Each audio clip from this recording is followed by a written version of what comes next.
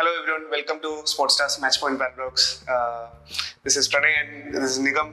We are here to talk about a not so exciting cricket match which just happened in IPL 2025. Chennai Super Kings lost by 25 runs to Delhi Capitals, and we witnessed something unusual, as in Chennai Super Kings conceding a home game. Yeah. Quite like, they did not put up a fight. You can actually say that they didn't put up a fight. They were subdued inside the power play by Delhi, and they never recovered from it. And Chennai Super Kings have considered a home defeat for the second consecutive game and a third consecutive loss. Yeah. So, Nigam, as someone who has followed the team since its inception, what do you feel? What do you make of this? What has gone wrong for the team in the last couple of games, and particularly today? Yeah. So I think not a great day, or at least not a great week to be a CSK fan.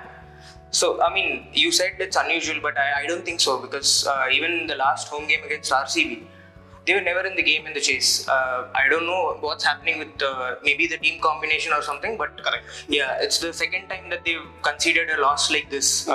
It's quite demoralizing for a team, to lose like this at home. 25 runs may look like not a lot in context, but I'm not sure if they put up a fight in the second, chase. The trend has continued actually this season. They're one of the lowest scoring teams. In fact, the lowest, I guess, in terms of runs scored. And it continued this match also. They lost 3 wickets in the power play and scored just 46. And I don't think they ever recovered from that. Vijay Shankar and Dhoni, they somewhat fought at the death, but it was too little, too late, to leave it for the, death overs. I feel that CSK as a team, and particularly Vijay Shankar and Dhoni, they took no initiative against the DC spinners, and that effectively killed the game before they could take it to the death. So Dhoni has pulled up a lot of chases for CSK, for India over the years. He has a modus operandi. He has a certain way of working, but taking it deep. But unfortunately, maybe his game is past. At a past level where he could do that. Or the game itself has moved away from that particular style of cricket. So the way Dhoni batted, how did it work out for CSK? How bad it worked out for CSK? So, last 3 seasons, he's been he's been known to strike balls at 200, 300 coming at the death. But the problem this season is he's been asked to come in the 15th, 16th over and do the same thing that he's been doing in the last 3-4 seasons. He's been hitting, but in the 18th, 19th, 20th over. But this, despite him trying to sort of hit, but he's not able to connect. And one more issue is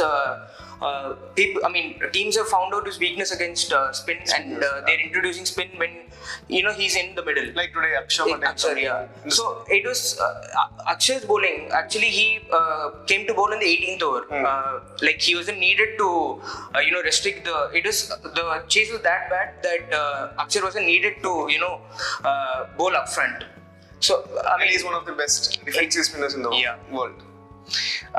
So then also we have to talk a little bit about Ruturaj Gaikwad's batting position. That is something a little bit of a contentious topic. He has been a very consistent opener. He has performed well, I think, for the last 4 years. But now I think because of the demands of the team structure, he has dropped down to number 3, which is not working out for him as well as the team. So what are your thoughts on that? So I just saw a stat saying that at the top, as an opener, his average in IPL is 44 point something.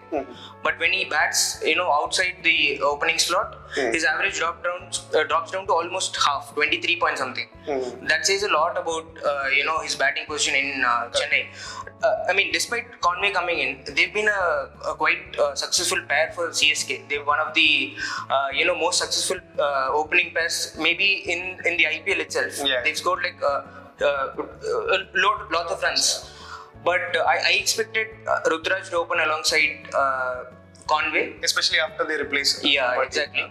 But that didn't happen. Rachin came, and one more trend is that the openers aren't providing him enough to come down at third. They're not scoring enough runs. They're falling early.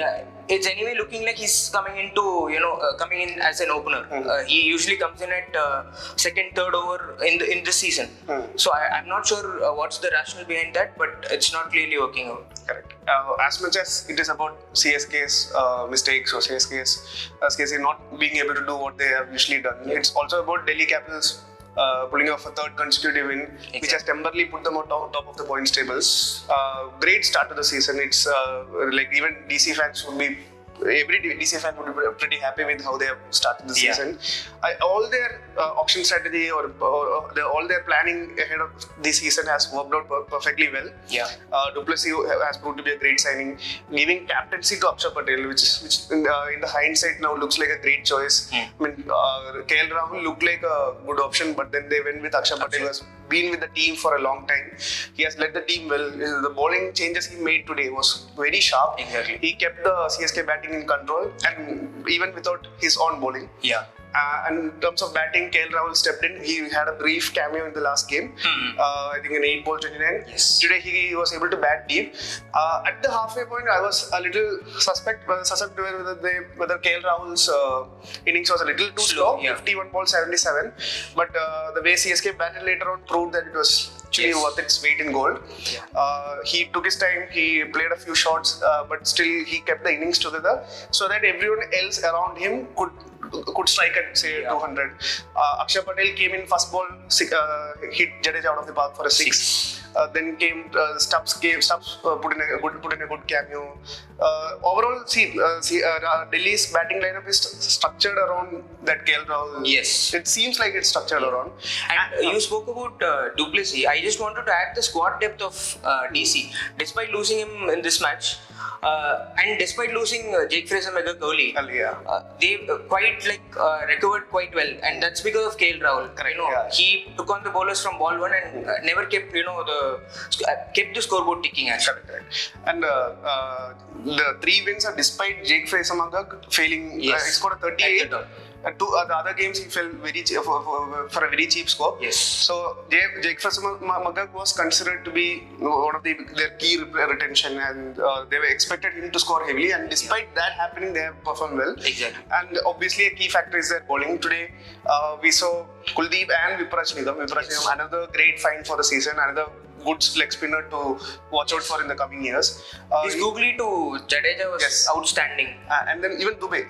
Dubey hit him for a 6, but he still persisted with the googly and then got Dubey out, which proved to be a big differential in the game.